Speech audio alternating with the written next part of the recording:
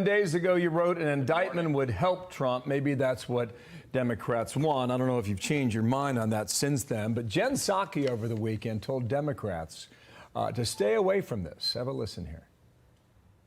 Now is not the time for a mass order of lock 'em up T-shirts and mugs.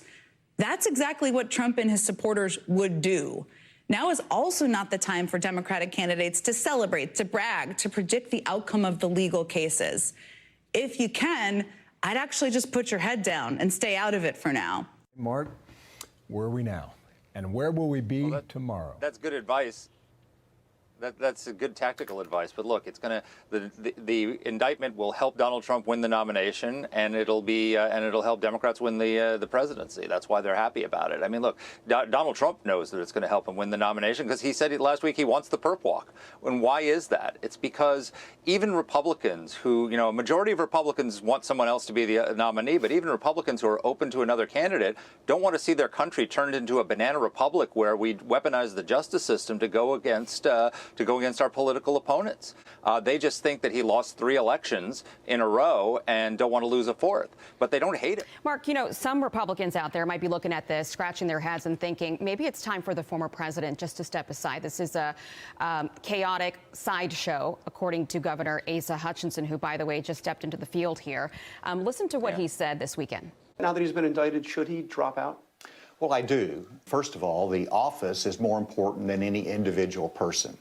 And so for the sake of the office of the presidency, I do think that's too much of a sideshow and distraction, and he needs to be able to concentrate on his due process. Joe Biden is the worst president in my lifetime. He's unleashed the worst inflation in 40 years, the worst crime wave since the 1990s, the worst border crisis in American history, the worst decline in real wages. I mean, the problems facing our country are incredible.